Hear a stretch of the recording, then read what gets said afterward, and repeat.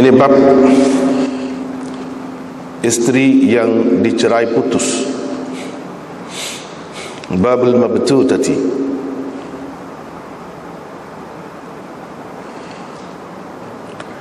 Yani dengan ditalak tiga lah. Ditalak tiga. Al-mabtutah. Jadi yalah, kalau kita tengok zahir gitu, nampak tak ada isteri tu, nampak tak ada. Babul mabtutah saja ada. Ni kalau orang hak mengaji dia faham selalu sebabnya secara ringkas lah, al-mabtutah tu isim sifat. Bila sifat, dia mesti kena ada mausuf dia. Mana dia tu jadi na'at lah, mesti ada man'ud dia. Man'ud dia tu dibuat lah, kira maklum dah, kira maklum dah. Babul mar'atil mabtutah, gitulah. Atau babuz zawjatil mabtutah. Jadi itu mausufnya yang dibuat. Sebab itu kita terjemah isteri atau perempuan yang ditalak putus, yang ditalak al-battah, putus. La yarji'u ilaiha zawjuha, suaminya tidak boleh kembali kepadanya hatta tankiha zawjan, hatta tankiha ghair, sebelum dia berkahwin, sebelum perempuan tadilah ataupun isteri tadi, sebelum dia berkahwin dengan orang lain. Imam Abu Daud dengan sanadnya meriwayatkan daripada Aisyah, katanya Rasulullah sallallahu alaihi wasallam pernah ditanya tentang seorang lelaki yang telah mencerai isterinya. Gitu ya di sini. Tapi dalam nota bawah tu, dalam satu nuskhah dia kata thalathan. Yani su'ila Rasulullah sallallahu alaihi wasallam an rajulin talaqa imra'atahu thalathan. Yani ada thalathan dalam nuskhah Abu Daud yang lain. Yang ini sama seperti yang tersebut dalam riwayat Nasa'i dan lain-lain. Memang ada thalathan itu. Jadi maksud orang tanya Nabi SAW ni tentang seorang lelaki yang mentalak tiga isterinya. Fatazawwajat zawjan ghairahu, si isteri itu berkahwin dengan orang lain,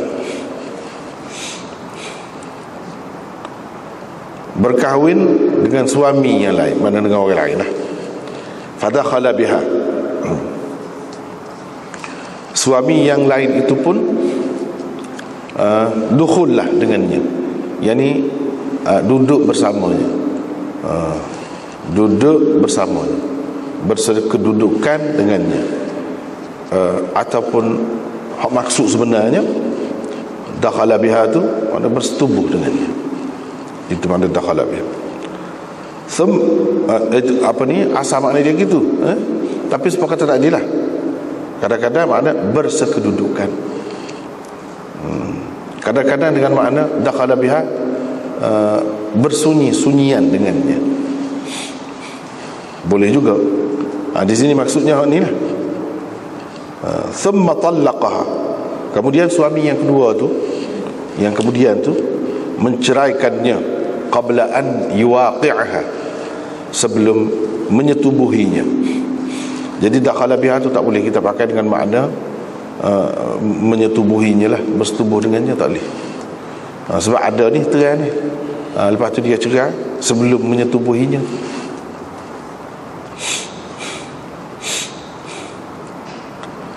Atahillu li zawjiha al-awwal, adakah dia halal, ini perempuan tadi, kepada suaminya yang dahulu?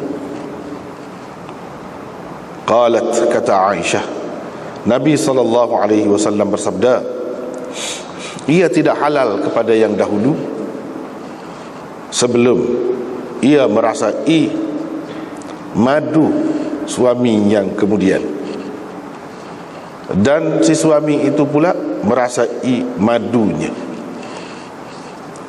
Babun fi ta'zimiz zina. Ini bab menyatakan besarnya dosa zina.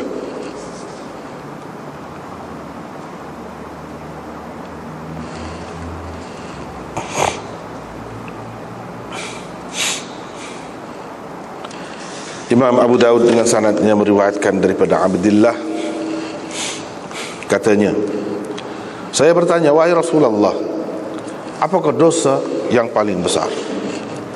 Qala, jawab Rasulullah, yaitu engkau menyekutukan Allah, engkau menerima adanya tandingan atau bandingan ataupun yang setara dengan Allah, padahal dialah, yakni Allah, yang telah menjadikanmu. Kata Abdullah, saya tanya lagi, thumma ayyun, kemudian apa? Qala an taqtula waladaka khasyata an ya'kula ma'ak, yaitu engkau membunuh anakmu. Kata Nabi SAW, engkau membunuh anakmu kerana takut dia akan makan bersamamu. Kata Abdullah,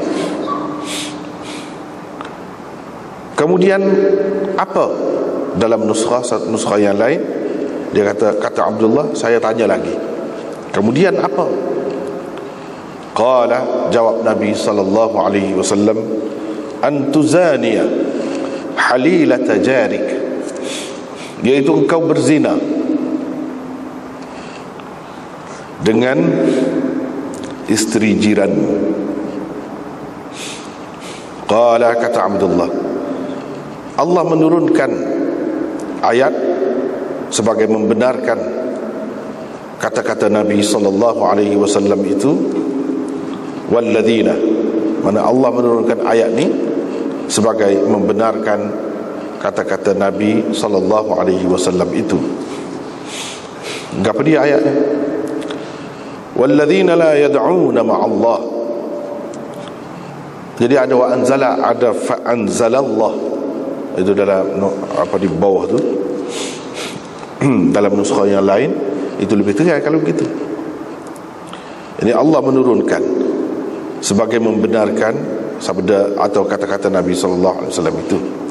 Walladzina la yad'una ma'allahi ilahan akhar, dan orang-orang yang tidak menyembah Tuhan yang lain bersama Allah. Wala yaqtuluna an-nafsa allati harrama Allah illa bil haqq, mereka tidak membunuh orang yang diharamkan Allah, yakni membunuhnya kecuali dengan kebenaran. Wala yaznun, dan orang-orang yang tidak berzina. Al-ayah, hingga ke akhir ayat di dalam surah Al-Furqan. Imam Abu Daud dengan sanadnya meriwayatkan daripada Jabir bin Abdullah, katanya, Musaikah, kepunyaan salah seorang lelaki Ansar, datang. Kalau kita pakai ni,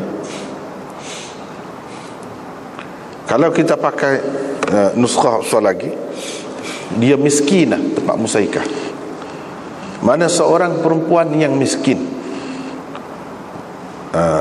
Kepunyaan salah seorang Ansar, yakni seorang miskin ni hamba lah, maksud hamba, ataupun salah seorang miskin kepunyaan salah seorang Ansar, tidak semestinya hamba, isteri lah, isteri seseorang. Boleh berlaku tu.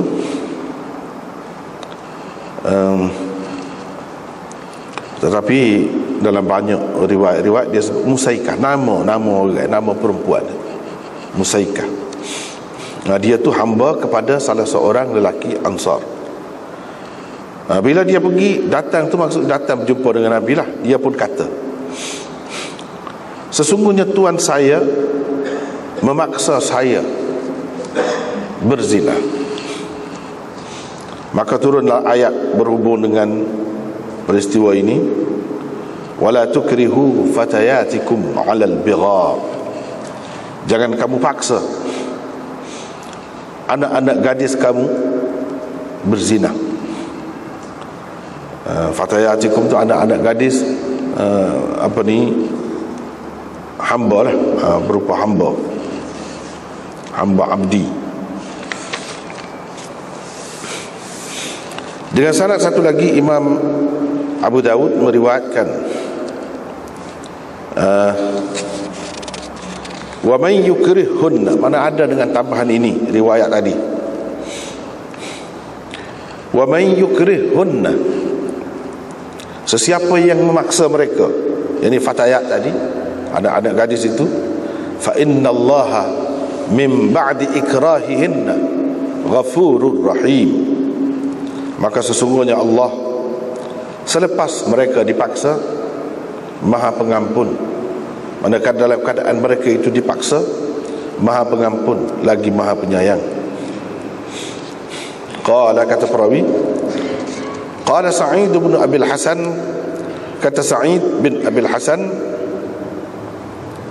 ghafurul lahunna, yani dalam ayat tu ghafurur rahim. Ghafurun itu mengampun, tu Maha Pengampun, tu pengampun terhadap siapa? Lahunna, Maha Pengampun terhadap mereka, ini perempuan-perempuan al-mukrahat, yang dipaksa itu. Maknanya dia ada huraian lagu itulah, ada tafsiran.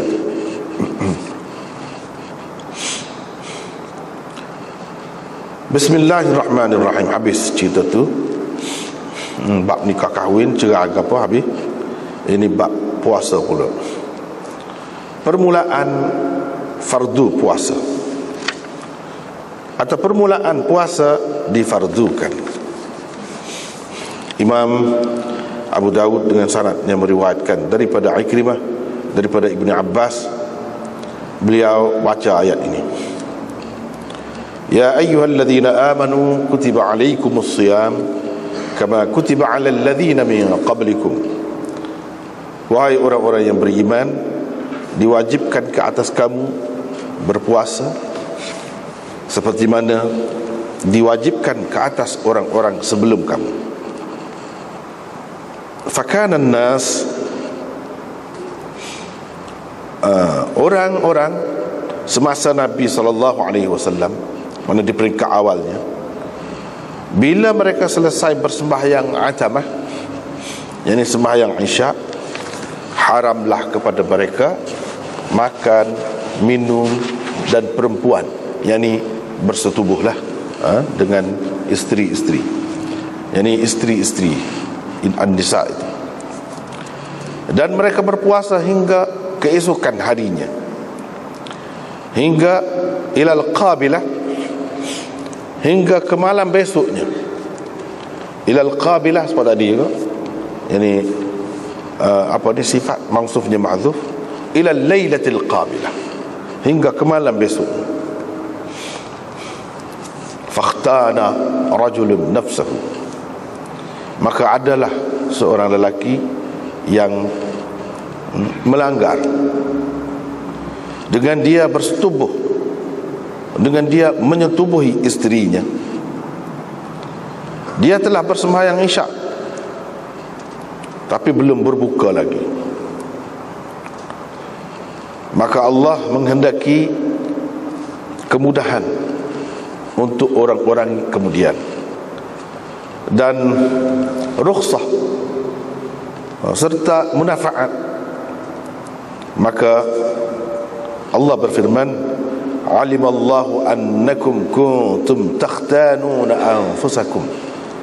Allah tahu bahawa kamu memang telah mengkhianati diri-diri kamu, menzalimi diri-diri kamu yakni dengan melanggar ketetapan. Ini termasuk antara yang Allah berikan manfaat kepada orang ramai, diberi rukhsah dan kemudahan kepada mereka. Imam Abu Daud dengan sanadnya meriwayatkan daripada Bara, katanya seseorang bila berpuasa, mana di peringkat awal dahulu, bila berpuasa lalu dia tertidur, lam yakul ila mithliha, dia tidak boleh makan lagi hingga ke malam besok. Ada cerita iaitu Sirmah bin Qais al-Ansari, dia datang kepada isterinya, ini pulang kepada isterinya dalam keadaan berpuasa. Dia tanya, ada sesuatu makanankah pada kamu? Isterinya jawab, tidak ada. Mudah-mudahan adalah, saya nak pergi cari untuk kamu. Dia pun pergilah. Yang Sirmah ini tertidur. Bila isteri dia mari, isteri dia pun terkejutlah tengok tidur dah. Dia pun kata, khaybatan lak. Asal mana khaybah, mana rugilah engkau.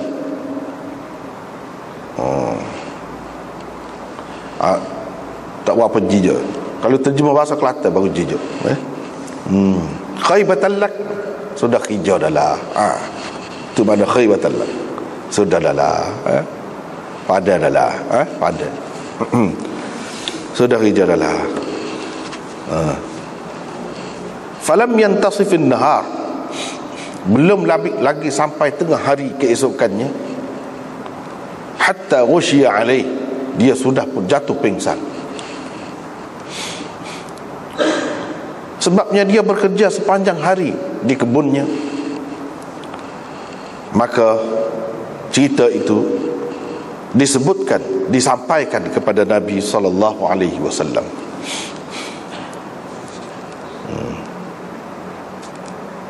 Ataupun boleh juga kita kata dia sendirilah cerita. Dia sendiri cerita. Kalau dia sendiri cerita, kata fadzakara dzalika lin-nabi. Kalau diceritakan, mana orang lain cerita kepada Nabi, dzukira tu ya.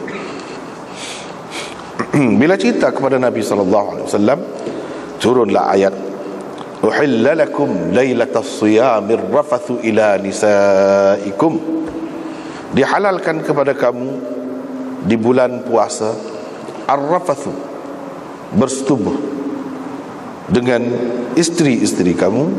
Nabi SAW baca ayat hingga kepada firman-Nya minal fajr. Begitu. Kita tengok semula. Ada sikit lagi bab cerai itu, iaitu bab perempuan yang dicerai putus. Cerai putus ni maknanya cerai, tidak boleh nak rujuk lagi, tak boleh. Itu maksud cerai putus. Yang ni cerai putus di sini talak 3 maksudnya. Jadi ada banyak macam mabtutah ni. Hak ni sini maksudnya mabtutah ni perempuan yang ditolak 3, dengan arti lepas pada tu dia tak boleh dah nak rujuk, tak boleh nak menikah terus pun tak boleh juga. Selagi isteri dia tu tidak menikah dengan orang lain. Bila nikah dengan orang lain, kebetulan cerai dengan tu lelaki hak baru boleh nikah dengan hak yang pertama. Kalau nak nikah pula pun, itulah mabtutah ni, perempuan yang ditolak, dicerai, putus. Mabtutah itu daripada perkataan al-battah,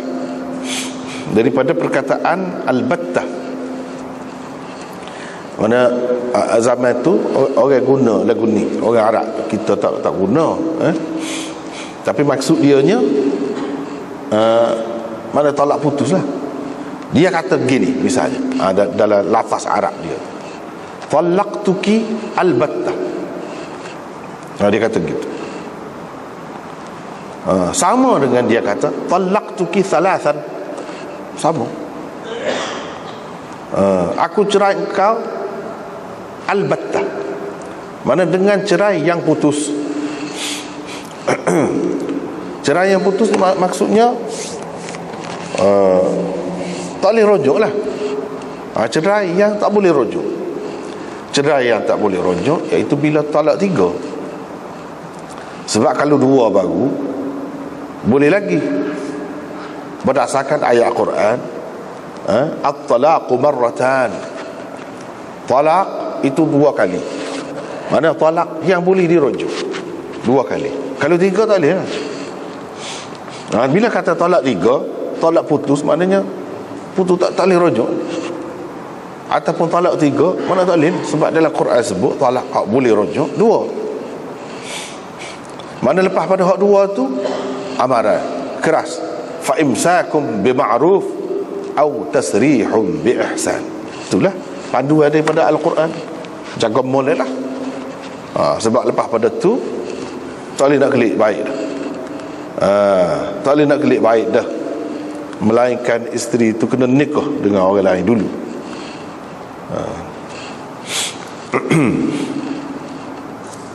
Jadi cerita tu lah ni. Talak putus. Jadi nak cerita hukum perempuan yang ditolak putus, atau kalau zaman dahulu orang-orang Arab tu dia guna perkataan albattah. Perempuan ditolak dengan lafaz itu dipanggil al-mabtutah. Hakikatnya perempuan yang ditolak 3 lah. Talak 3. Kalau talak 2, orang tidak panggil mabtutah lagi. Talak putus. Di sini maksudnya perempuan yang ditolak 3.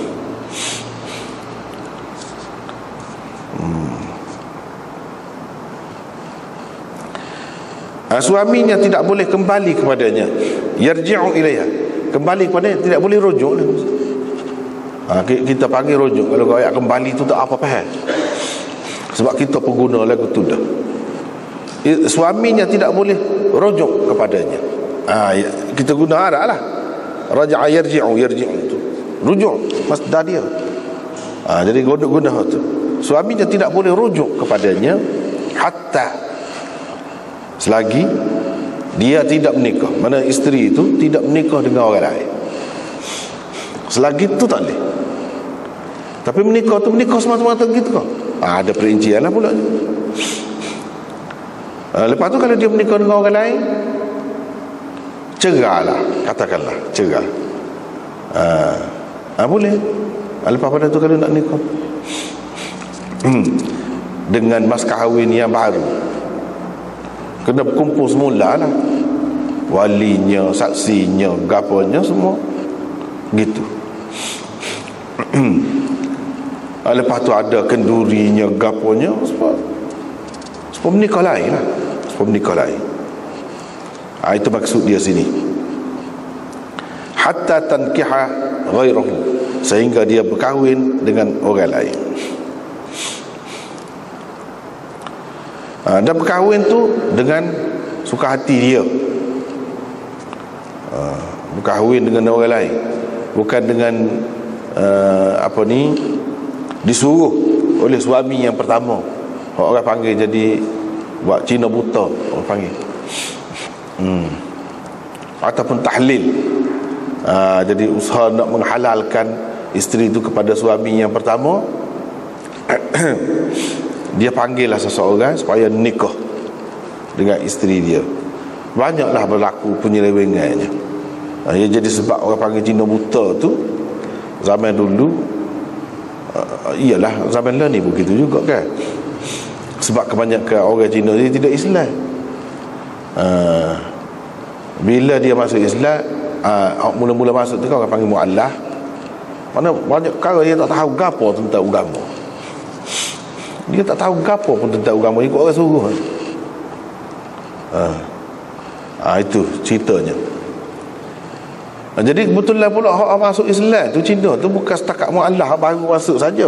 Sebab nak menikah ni dia kena orang Islam, kafir tak boleh. Islam lah rasanya. Buta pula.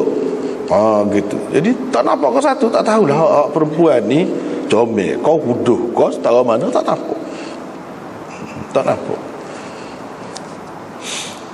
Jadi dia suruhlah hak Cina buta saat ni, hak baru masuk Islam saat ni nikah.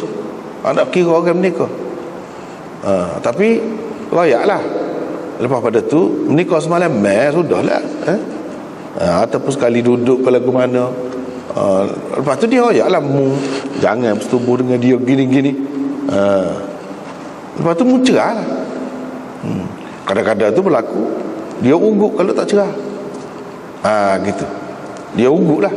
Ugut nak pukul, kau nak bunuh, kau nak apa, kau ikut lah. Itu cerita je. Sebab bila dah cerah, masa cerah tu tak ingat, tak khabar, bui tiga selalu. Lepas tu jadi nyesal lah. Nyesal lagu ni, dia nak suruh halal semula tu lagu mana. Itulah proses ni orang panggil tahlil. Tahlil dalam bahasa Arab. Tahlil tu daripada halala yuhallilu tahlilan. Maknanya perbuatan atau tindakan menghalalkan. Tindakan untuk menghalalkan kembali kepada suami yang pertama. Tak ada pun Cina-Cina kamu tak ada dalam Arab tu. Tahlil tu daripada halal. Cuma orang kita ni berdasarkan adalah berkali peristiwa yang berlaku, pengalaman orang yang berlaku, dia letak nama tu Cina buta. Lepas tu kalau nak kiranya dia tak boleh lah paksa-paksa gitu, tak sah, tak kira, tak boleh lah gitu, tak jadi. Sebab itulah ada dalam hadis Nabi SAW yang lain, dia sebut laknat Allah, la'anallahul muhallil wal muhallal lahu. Allah melaknat orang yang menjadi Cina buta, orang yang bertindak sebagai orang yang menghalalkan untuk suami yang pertama. Itu muhallil. Wal muhallala lahu, mana suami yang pertama tu, yang dibuat begitu supaya halal kepadanya lah isteri itu. Jadi laknat. Perbuatan itu tak boleh, terkutuk dalam Islam. Lepas tu ugut pula, paksa pula orang cerai, mana boleh, tak sah kalau nak kira paksa, cerai dengan paksa gitu. Ada pula dia tidak paksa, cumanya dia umpai, dia kata lagu mana, kamu cerai lah, nak beri nikah, namun nikah dia tak sendiri bersetubuh juga. Dia pakai pendapat yang syad, pendapat yang ganjil. Sebab dia adalah perasaan cemburu tu, lelaki tu, suami tu, dia tak sendiri bersetubuh. Cuma nak beri angkat nikah saja. Mungkin dalam Quran ada sebut hatta tankiha zawjan ghairah, sehingga dia menikah angkat nikah. Lepas tu dia pun tawarkanlah, kalau mu cerai aku beri piti sebanyak ni. Boleh piti pula, boleh nikah lagi, boleh piti lagi. Itu caranya. Ada juga orang dia tak lagi, tak nampak cara lagu ni, dah ramai ulama kata tak boleh, itu pendapat yang syah, nikah saja tu kena bersetubuh, tak apalah, kena bersetubuh sekali, lepas tu mesti kena cerai, boleh piti lagi. Ada juga. Jadi hak kata cerita tadi Cina buta tu, dia tak tahu bini dia ni comel kau lagu mana kau, dia tak tahu. Jadi mudahlah. Cuba kalau orang hak celik, payahlah. Kalau terutama kalau ada pula orang royak kata, kalau tak cerai tak ada gapo, tak ada dosa. Waktu cerai tu mu dosa ikut era dia. Jadi kalau dia tak cerai, sengihlah kahwin tu. Begitu. Ini kalau dia nampak. Kalau dia tak nampak, boleh berlaku lah. Apalagi dalam keadaan baru Islam, jahil, tak tahu gapo, ikut orang royak, dia ingat betul dah dia buat. Dia ingat betul dah dia buat.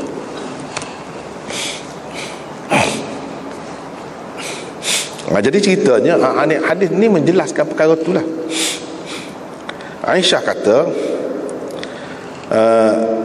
pernah Rasulullah SAW ditanya tentang satu orang yang cerai bini dia 3 kali. Lepas tu bini dia nikah dengan orang lain dah, bahkan bersunyi-sunyian dah pun dengannya. Dakhala biha, satu dengan makna bersunyi-sunyian, satu dengan makna bersetubuh. Itu kemuncaknya lah. Kalau bersunyi-sunyian saja, lagu mana boleh ke tidak? Lepas tu dia menceraikannya selepas bersunyi-sunyian dengan isteri tadi, sebelum menyetubuhinya. Jadi orang tanya Rasulullah, halalkah kepada suami yang pertama dengan begitu? Jadi adakah dengan buat begitu sudah mengikut firman Allah SWT tadi? Firman Allah SWT, fa in talaqaha apa dia ni?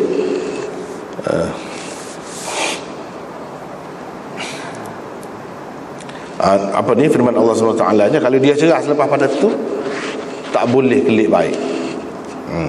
Tak boleh kelik baik sehingga dia menikah dengan orang lain. Jadi kalau dia menikah lagu ni semata-mata menikah, akad nikah tu jadilah kah? Halal, boleh lah kah? Orang tanya, mana semata-mata nikah? Hadis ini jelas menunjukkan akad nikah saja tu tak boleh. Dia kena bersetubuh. Itu apa ni ayat, fa in talaqa fala tahillu lahu min ba'du hatta tankiha zawjan ghairah. Tu ayat tu lah. Mana kalau dia cerai pula, mana talak yang ketiga lah, selepas 2 sebelum pada tu, dia tidak halal kepada suaminya yang pertama tu selagi dia tidak menikah dengan orang lain. Jadi adakah dengan semata-mata nikah tu sudah menepati Allah SWT kata dalam Quran tadi? Adakah halal kepada suaminya yang pertama? Aisyah kata, Nabi SAW bersabda, tidak halal kepada yang pertama. Mana tidak boleh semata-mata akad nikah, tak boleh. Walaupun sebut hatta tankiha, sehingga dia menikah. Jadi menikah tu maksud apa dia? Akad nikah kah atau bersetubuh selepas nikah?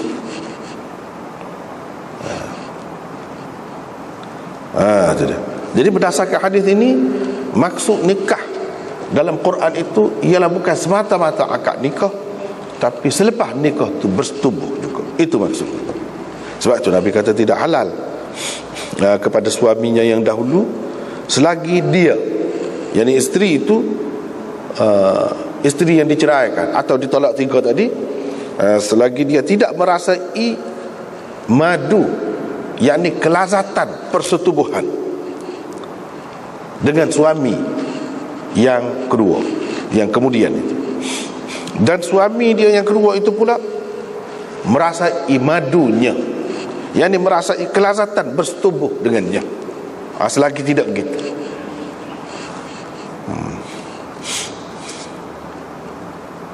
Maknanya dia kena gitu, kena bersetubuh. Dalam kitab ni dia ada sebut apa maksud merasai madu, suami yang kedua tu pula, suami kemudian tu pula merasai madunya. Madu tu apa dia? Madu di sini kinayah kepada persetubuhan. Kinayah kepada persetubuhan. Itu bahasa bahasa kiasan yang Nabi SAW gunakan. Dia tidak guna totok gitu, secara kasar. Dia guna dalam bentuk yang halus. Dalam kitab ni ada muka surat tu, kata Syaukani, dia petik daripada kata-kata Syaukani, Usailah. Di 2 tempat dalam hadis ini dibaca dengan tasghir. Ini Usailah, jangan baca Asilah, salah. Pada kedua-dua tempat itu Usailah. Jadi apa Nabi SAW gunakan Usailah di sini? Usailah itu adalah tasghir kepada madu. Madu asal. Madu tu mengikut setengah-setengah ahli bahasa Arabnya, dia kira sebagai muannah. Bila kita nak tasghir, kita kata usailah. Itu dia. Jadi tasghir kita muannah, tasghir itu makna sikit lah, sikit, kecil. Kecil. Misalnya kalau kita kata rajul, lelaki, rujail. Rujail, rajul itu mana lelaki, hak biasa lah, saih biasa. Rujail ada juga lelaki hak saih kecil. Jadi orang kata rujail. Jadi sumpah juga sini usailah tu mana sikit sangat, rasa tu sikit sangat, tak apa dah. Jadi sikit setengah tu bah pula, tara mandang sikit sangat, tak apa lah. Asin dia sebut. Ada juga yang kata usailah itu maksudnya qit'ah minal asal, sedikit daripada madu. Bukan ayat madu tu nisan madu kecil pula, tak ada makna gitu. Mana sedikit daripada madu. Mana mengisyaratkan kepada sedikit saja. Kelazatan jimuk itu dirasai sudah memadai. Ada juga ulama yang mengatakan maksud madu di sini ialah air mani. Mana keluar air mani, serah sedap saja kita tak jadi, dia kena keluar air mani. Itu maksudnya madu tu. Ini pendapat ini, hak kata kena keluar air mani ni sesuai dengan pendapat Hasan Basri. Sebab dia kata selepas daripada ni dalam kitab, seseorang itu suami yang kedua lah kat sini, menghilangkan, melenyapkan hasyafahnya, yakni kepala zakarnya, ataupun bahagian sepanjang kepala zakar lah. Itu maksudnya. Kalau dia tu putus, katakanlah kalau dia putus, zakar dia tu kepalanya putus, jadi nak kira lagu mana dia royak dalam kitab kepala zakar, dia tak ada kepala. Yang ni sepanjang tu lah kira je. Maknanya masuk dalam faraj isteri. Lepas pada masuk setelah tu keluar air mani. Itu syarat. Barulah tepat suka Nabi kata ni merasai madu. Merasai lagu mana lagu tu lah. Kalau semata-mata setu, hasyafah tu tak hilang lagi, tak lenyap lagi, dah boleh. Gitu. Tapi pendapat Hasan Basri ini syadz, kata Ibnu Battal, dan dia menyalahi sekalian fuqaha. Mana tidak syarat keluar air mani. Sebab ramai-ramainya kata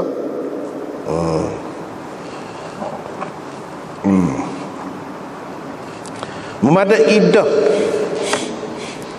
maknanya sah dah mana kira ni.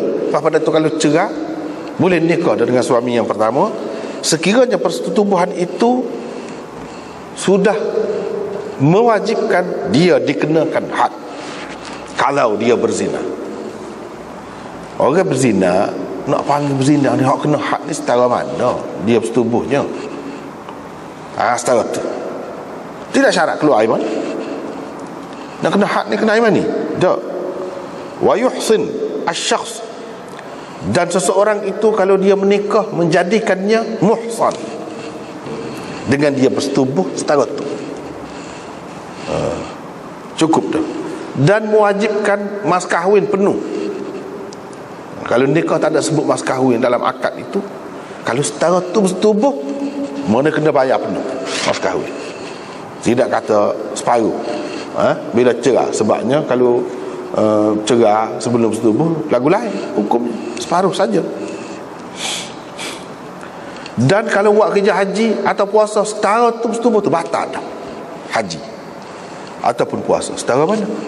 Seperti kita kata tadi lah, lenyapnya qadar hasyafah zakar, qadar hasyafah di dalam faraj.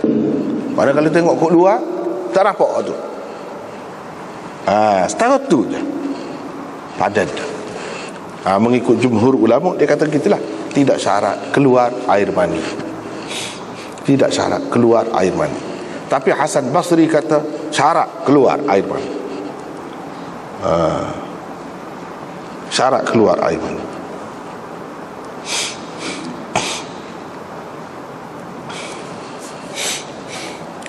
Kata Abu Ubaidah, Usailah yang tersebut dalam hadis ini makna dianya kelazatan jima. Orang Arab bila dia menamakan sesuatu yang dia anggap sedap, dia akan guna perkataan madu untuknya. Kalau benda tu sedap, dia akan kata madu.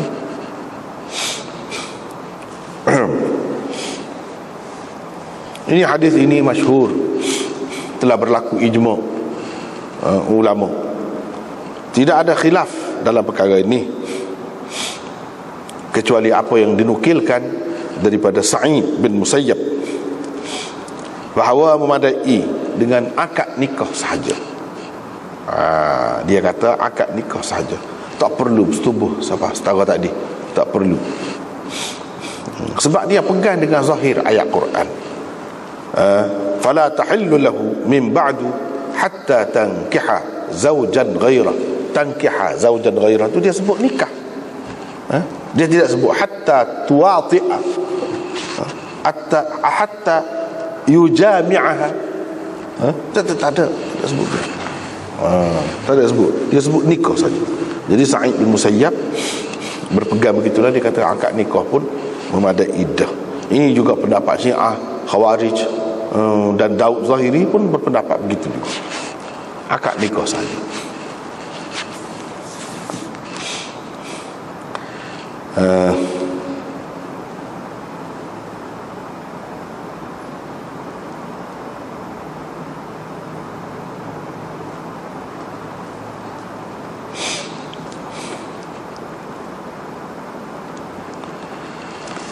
Jadi gitulah.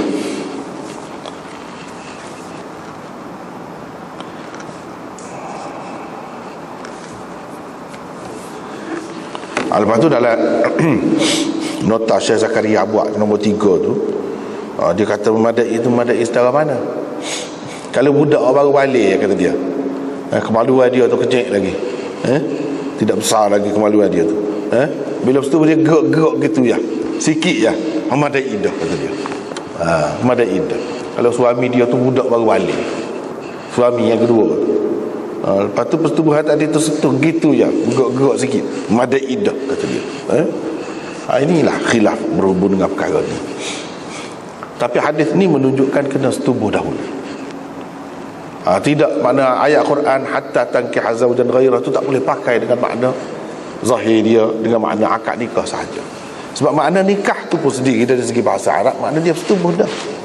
Setubuh dah.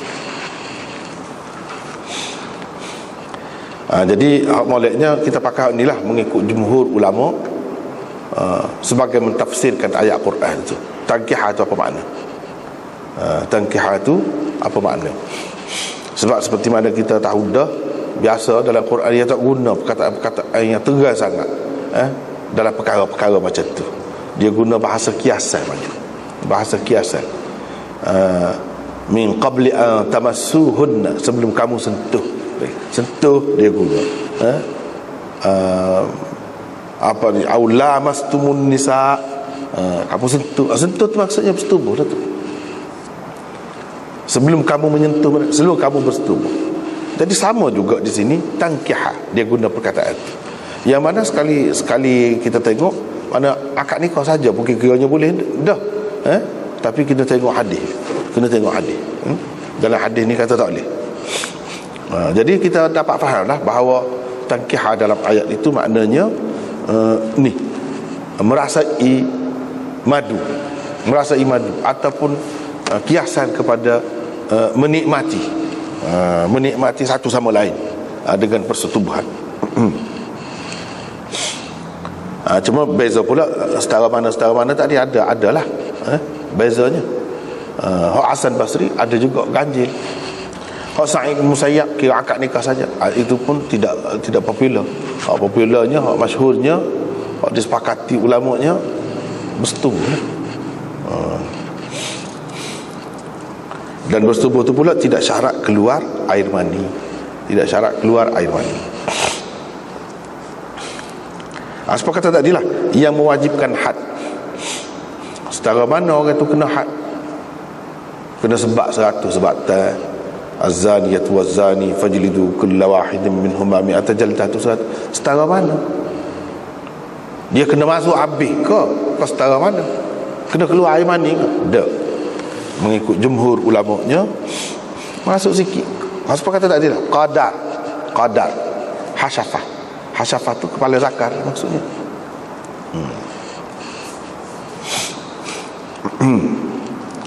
Asa wa yuhsin al-syakhs, mana seseorang tu kalau dia menikah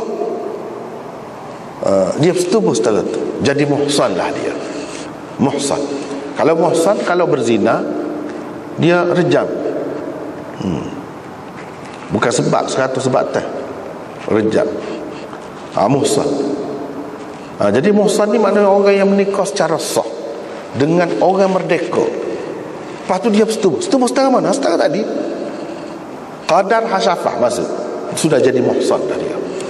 Tidak nanti dia keluar air mani baru jadi muhsan.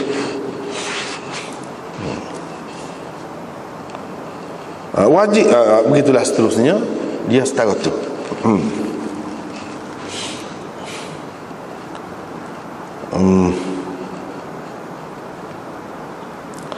Dia benda macam ni kan, syarat, benda syarat. Benda syarat ni boleh guna ke? Ada ulama besar juga pakai. Kalau kata nikah saja tidak bersetubuh, itu Daud Zahiri kata gitu juga. Bukan Syiah saja, bukan Khawarij saja, Daud Zahiri, Sa'id bin Musayyab, dia tu sayyidut tabi'in. Boleh pakai ke tidak? Itulah.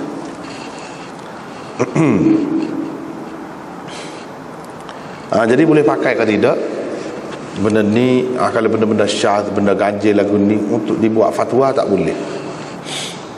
Untuk dibuat fatwa tak boleh. Kalau seseorang tu jadi mufti, dia kena faham benda lagu ni tak boleh nak fatwa kau kan. Anda boleh royak, mungkin anda tidak mufti. Pasal tu guru kita kata mengajar tak apa, boleh royak. Mengajar boleh royak. Kalau tak boleh royak, tulis warga dia. Tak boleh royak berlaku dalam keadaan mana pun tak boleh. Nak buat fatwa tak boleh. Untuk fatwa umum tak boleh. Dia kena pakai hak ramah, hak banyak, hak kemas. Hak ganjil-ganjil begini tak boleh. Tapi benda lagu ni kalau orang buat, kalau orang buat, boleh ke tidak? Masih ada jalan lagi. Kalau sebagai amalan individu, amalan dia sendiri, masih boleh lagi. Sebab ada khilaf. Sebab ada khilaf lagi. Dan kita tidak boleh kata, misalnya dia nikah saja, lepas tu cerai, lepas tu nikah balik dengan yang pertama. Jadi kalau mengikut satu golongan lagi, mana tak sah, tak boleh nikah kan. Bila tak boleh nikah, jadi zina lah. Zina kau. Dan kalau ikut pendapat Sa'id Musayyab yang kedua ni, tidak berzina, dah boleh dah. Sudah ada syubhah. Jadi dengan sebab itu tak boleh nak rejam dia, tak boleh nak sebab dia, tak boleh. Sebab ada syubhah di sini. Syubhah apa? Syubhah khilaf. Dalam bab hudud ni, Nabi SAW kalau boleh hindar. Kalau ada alasan untuk hindar. Jangan gaduh nak minat sangat nak muda-muda sikit-sikit nak itu lalu, tak boleh. Sebab idra'ul hudud bisyubhat, itu asasnya. Idra'ul hudud bisyubhat, hindarkan hudud dengan adanya syubhat. Syubhat apa sini? Syubhat khilaf. Dalam kitab usul fiqh dia ada sebut syubhat ni banyak aja. Antaranya syubhat khilaf. Dengan adanya syubhat khilaf tidak dikenakan juga had. Tak boleh. Sekadar salah nak hukum benda lain, denda ke dia apa ni sebagai ta'zir, boleh. dah kita petua, dia langgar petua, boleh lah nak hukum tu. Tapi nak had dia atas dasar tu tak boleh. Itu beza je, beza tu. Dan kalau katakanlah dia dapat anak kemudian, tak boleh kita kata anak haram, tak boleh. Sebab dia buat cara dia. Ada juga ke mana-mana pun khilaf. Cuma dia melanggar fatwa je lah. Atas dasar langgar fatwa tu boleh lah nak dikenakan apa-apa denda, boleh. Menakutkan orang, supaya orang tidak buat macam tu, boleh sekadar tu. Cuma nak kata anak haram tak boleh, nak hukum hudud tak boleh. Sebab selagi ada khilaf, kita tidak ambil kira hak khawarij tu, tak kira hak tu, kira hak ahli sunnah. Ahli sunnah. Jadi begitulah keadaan benda ni, begitulah. Walau bagaimanapun, untuk umum hak semolek ialah wayak dah. Lepas tu baru wayak, tak salah wayak dah. Wayak dah. Hak semoleknya kalau kita dengar orang umum ni baik tak salah wayak. Benda-benda lagu ni. Tapi wayak dah sana kan. Wayak tu dari segi ilmu lah, dari segi ilmu hak dalam kitab. Tak ada sini tak apalah, ada lain. Begitulah keadaannya.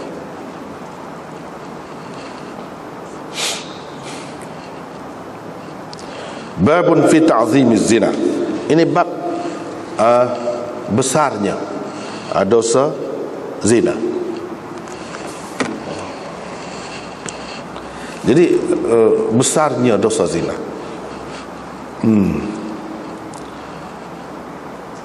Apa ni, kalau kita nak kira dari segi lafaz dia, ta'zim itu dengan makna membesarkan, membesarkan dosa zina.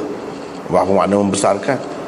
Selalu apa ni, sirah masdar ini ta'zim atau wazan taf'il ni bila digunakan, ataupun masdar-masdar lain, terutamanya masdar ni bila digunakan, dia digunakan dengan makna sulasi saja, bukan dengan makna rubai, juga bukan dengan makna membesarkan, dengan makna besar saja.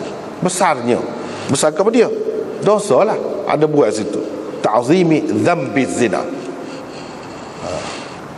ataupun izami dhanbi zina, dengan makna lagu tu besarnya dosa zina.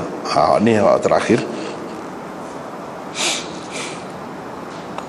Jadi bapanya suruh nikah sebelum pada ni kan, bak nikah kan, suruh nikah molek bapa, tak sirip zina, cerah, lepas tu kelip baik gitu, kini kena jaga benar, takut jadi termasuk dalam berzina.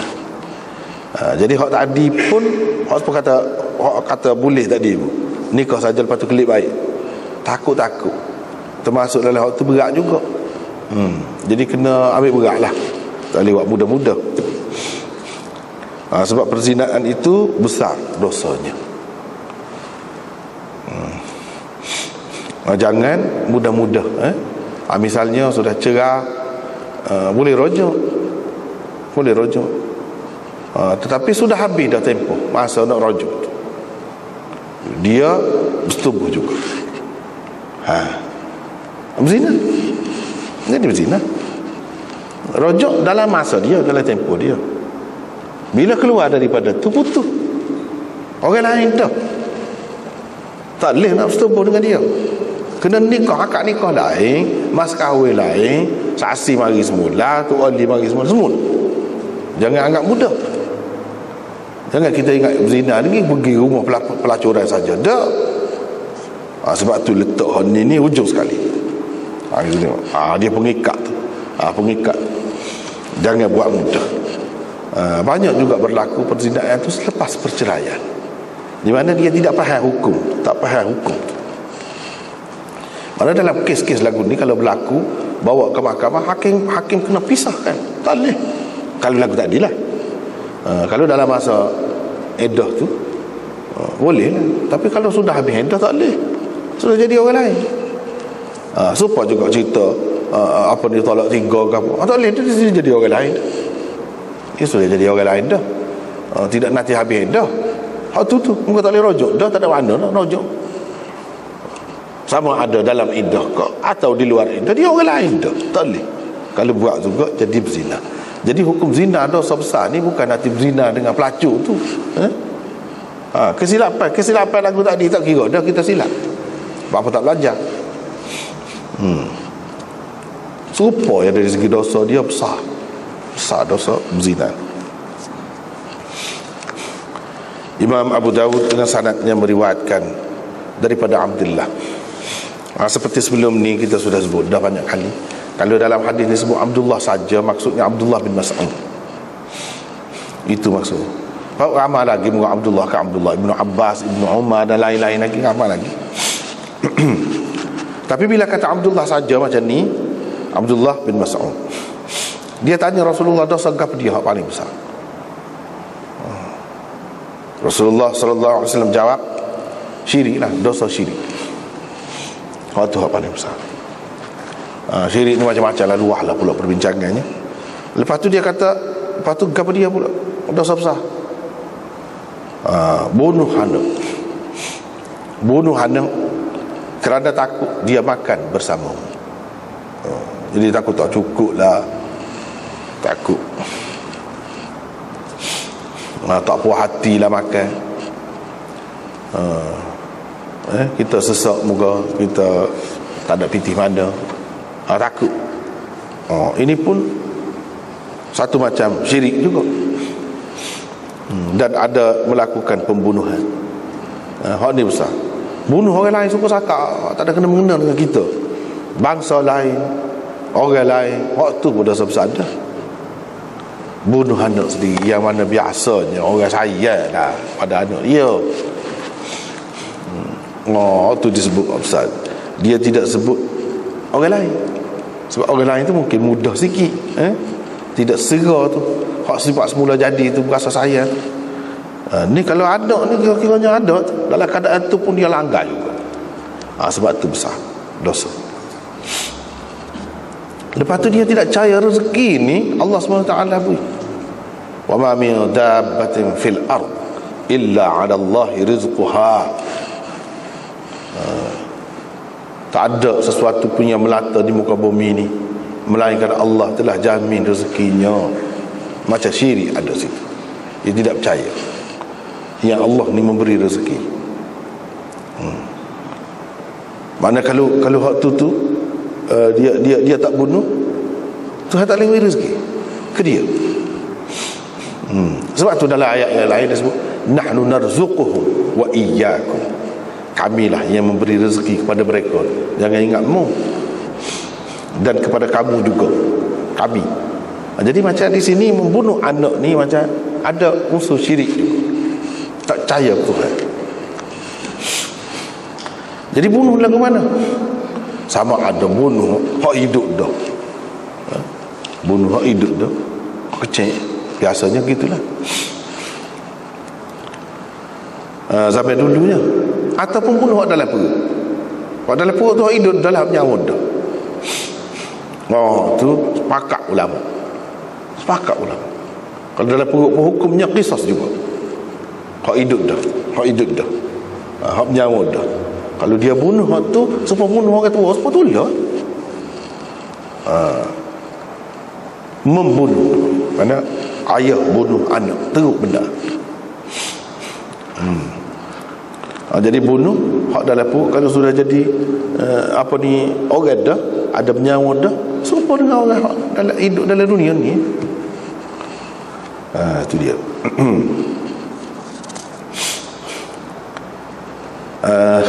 Lepas pada tu salah lagi bunuh dipanggil al-wa'dul khafi. Al-wa'dul khafi dalam hadis sebut, iaitu seseorang tak sayang anak, mengelak diri daripada dapat anak. Dia panggil al-wa'dul khafi.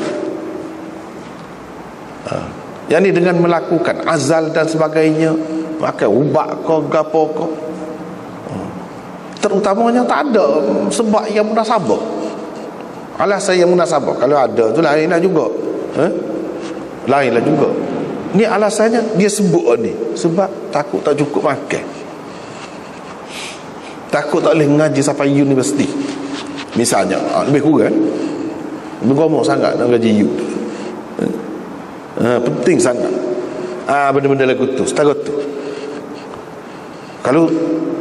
Kalau dia kalau lahir cacat, tidak seorang lah ada saja, ataupun dia ni mati ibu ke dan sebagainya, itu lain, cerita lain hak tu. Ni dak. Kerana hak Nabi sebut ni. Kerana takut makan sekali dengan mu. Mungkin kalau tidak boleh makan 2 pinggan, dengan ada dia seorang jadi boleh makan sepinggan. Jadi gitu, kira-kira je. Lepas tu kalau anak ramai lah ke mana? Susah. Hak tu pun dia panggil al-wa'dul khafi, yakni penanaman anak secara sulit. Secara sulit. Itu pun satu bentuk pembunuhan juga. Dan Tuhan sudah kata, qad khasira alladhina qatalu awladahum safaham bighairi ilm wa harramu ma razaqahumullahu iftira'an 'ala Allah qad dhallu wa ma kanu muhtadin. Itu ayat. Rugilah, sesungguhnya rugilah orang-orang yang membunuh anak-anak mereka itu. Tak kira dalam bentuk mana, tak kira. Kerana kebodohan. Tuhan kata bodoh buat kerja lagu tu. Bighairi ilm. Satu, safahan, bodoh. Yang kedua, bighairi ilm. Ini buat kerjaan ni tanpa berdasarkan, beralaskan ilmu. Kalau orang ada ilmu sungguh, dia tak buat kerja lagu tu. Wa harramu ma razaqahumullah. Yang ketiga, mereka telah menghalang rezeki hak Allah nak beri ke dia. Allah nak beri, dia ingat rezeki dipitih saja. Anak tu tidak rezeki, tak faham konsep rezeki. Itu yang ketiga. Iftira'an 'ala Allah. Yang keempat, dengan mengada-ngada atas nama Allah. Mana lagu ni boleh, tak apa kita buat lagu ni. Muka Tuhan nak suruh kita maju kan, Tuhan nak suruh kita ni kuat. Jadi nak kuat, jadi kena makan tu kena banyak lah, tambah vitamin makan dia. Jadi nak beli vitamin tak cukup lah, kena makan ikan kering. Jadi anak ni jadi itulah alasan-alasan yang tak pernah sama, mengada-ngada atas nama Allah. Kita kata boleh, padahal Tuhan kata tak boleh. Qad dhallu. Ni pokok ni sesat, Tuhan kata. Ni sesat. Yang kelima, wa ma kanu muhtadin. Ini yang kena pokok tak dapat petunjuk. Limon dia sebut. Setara tu pun Islam tak khabar lagi. Biasa ya, kalau dalam hospital ke mana-mana ada pergi lepas pada beranak juga, kempen supaya bawa beranak. Tak ada siapa dia halal. Padahal hanya 5 perkara Tuhan sebut tidak sesuai orang Islam berlaku kepada orang Islam. Itulah. Mana-mana betul Tuhan kata bodoh gapo tu, sungguh. Dan bukan setengah-setengah orang tu dia tak say anak mula-mula ni kan serabut, dia kata anak payah nak pergi melancong sana sini. Jadi melancong tu lebih penting lagi daripada anak. Ada perserikah serokok bawa anak, malu kau orang dia. Setara tu orang Islam mikir. Anaknya berdua-dua, jadi selama mana? Mungkin 10 tahun duduk gitu. Dia tidak tahu, dia tidak tengok hak ada dah. Berapa ramai orang ada dah ni anak dia ni hak sulung tu, hak hebat tu, hebat, hak lebih sekali. Ada hak nombor 2 tak dapat dalam hak ni. Sepatutnya dia dapat, dia tak dapat. Dia tahu mana. Ingat hak dia tu lebih molek. Sebab tu Tuhan buat. Ada kalanya lebih hak sulung. Ada kata kita tak sedar cukup dah 2 lah. 3 ada dah. Tak sedar. Berapa ramai kita tengok orang-orang hak bangsa, hak yang ke-10 tu hebat. Tidakkah rugi kita? Bukan rugi kita keluarga, ibu bapa, rugi masyarakat, rugi negara, rugi umat. Tak fikir bodoh sungguh. Kita tengok ada dah tu, macamlah ada dah tuak sulung belakang jadi, atau puak bos tu hak kemudian belakang jadi. Kalau fikir tu padan dah. Lepas tu kadang-kadang anak tino tak sih, anak jantan. Kita tengok dalam hidup berapa ramai hak lebih berguna kepada ibu bapa dia, ambil hospital. Ibu bapa hak perempuan, hak lelaki tak pakat sikit apa. Nyusuh ada, menyerabut kepala ada, memalukan ada. Apa-apa. Orang tak fikir waktu. Pada hakikatnya tak kira. Dapat anak tu rezeki sebenarnya. Tu tak payah. Orang Islam tak payah usah kau kafir tak kira dah kau kafir tu. Lepas tu apa dia? Antuzaniya halilata jarik, iaitu kau berzina dengan isteri jiran. Berzina tu dosa besar dah. Lepas tu berzina dengan jiran pun. Sebab jiran dia Tuhan suruh jaga kepentingan dia, keselamatan dia, tu belum menolong. Tiba-tiba kita buat kerja lagu tuzaniya, zana yuzani, bukan antazniya, tuzaniya dia sebut. Mana wazan itu fa'ala yufa'ilu musyarakah. Maknanya bukan hak lelaki saja. Ia kena, ia suka nak buat gitu. Bini hak tu bila tu lelaki dia tak ada, bini tu pun suka juga. Pakat buat kerja. Ia terkutuk. Tengok cara dia sebut tu tuzaniya, bukan tazniya, tuzaniya. Mana kedua belah pihak suka nak buat kerja. Hak tu teruk benar. Teruk benar penganiayaan terhadap suami yang tidak ada di rumah, pergi mana-mana. Buat nyaya terajuk kalau lagu tu. Sebab tu dosa dia besar. Dosa dia besar. Kalau berzina dengan paksa, dengan gapo, itu lain. Isteri itu tidaklah teruk. Ni dua pihak. Nabi perawi ni yang Abdullah bin Mas'ud pun kata, dia kata Allah SWT lepas pada itu menurunkan ayat ni sebagai membenarkan kata-kata Nabi SAW itu, walladzina la yad'una ma'allah ilahan akhar. Orang mukmin yang sebenarnya lagu ni sifatnya wala yaznun, dan tidak berzina. Jadi berzina ni hak biasa pun dosa besar dah. Kalau lagu tadi lagilah besar, lagilah tak boleh. Itulah nak ayatnya. Jadi dosa termasuk dosa besar.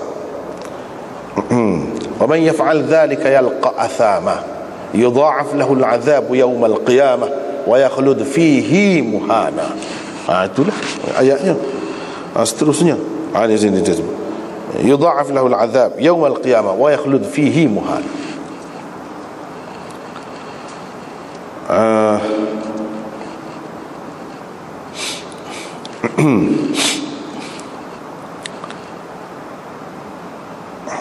Jadi ini termasuk dalam dosa besar belaka. Siapa-siapa yang buat lagu ni, dia akan berjumpa lah balasan dia, balasan yang teruk.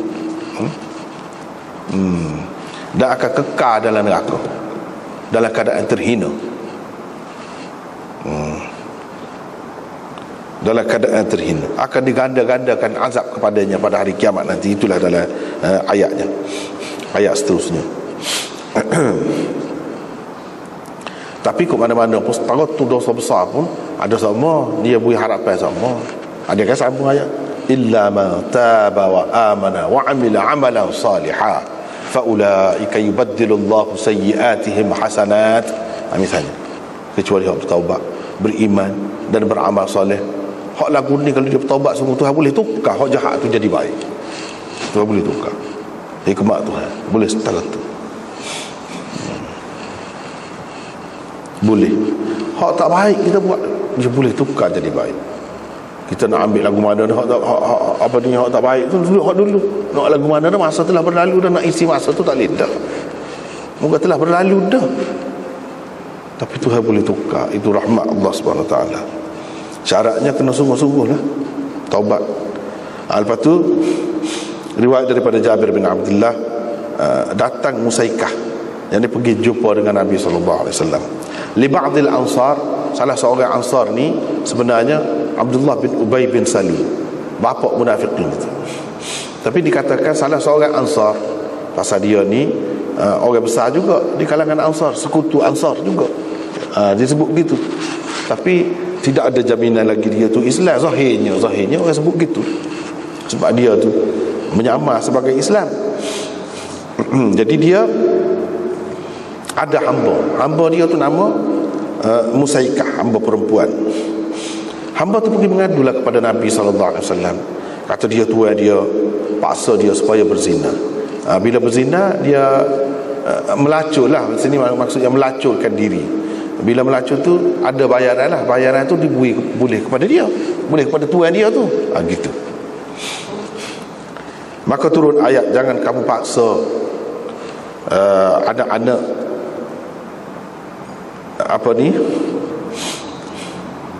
gadis kamu, hamba-hamba perempuan kamu itu berzina, melacurkan diri. Jangan paksa.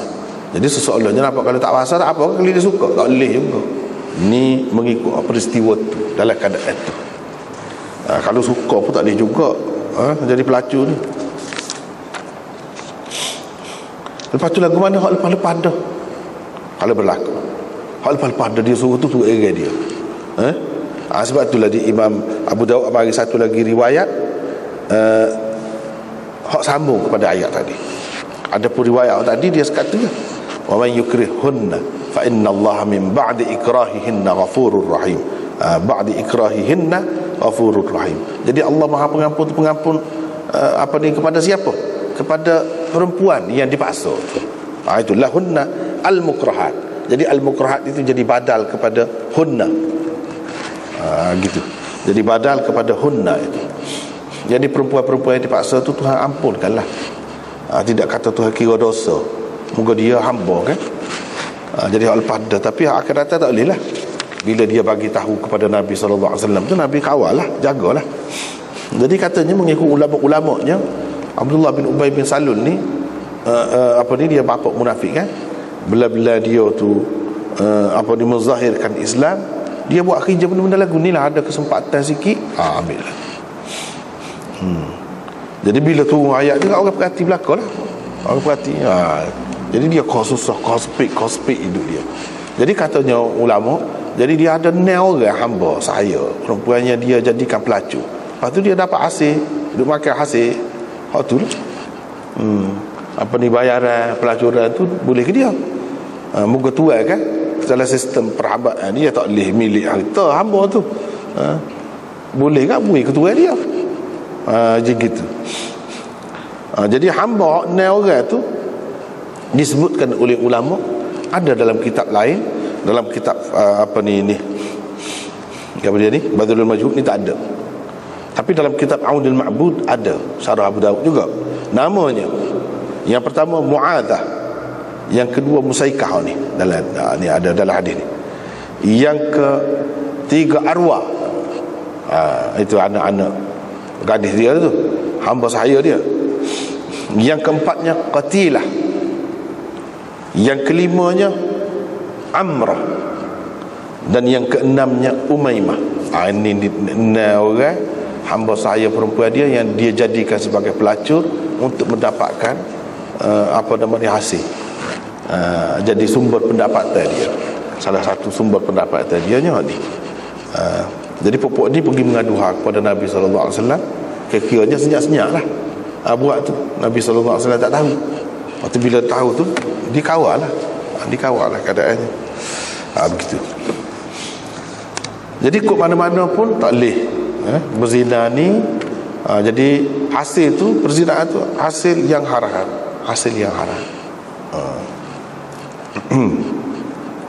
Tak boleh nak turut airan, tak boleh kata dipaksa gitu gini. Kena cari jalan keluar. Seperti mana ni hamba dia ni, dia pergi mengadu hak kepada Nabi SAW.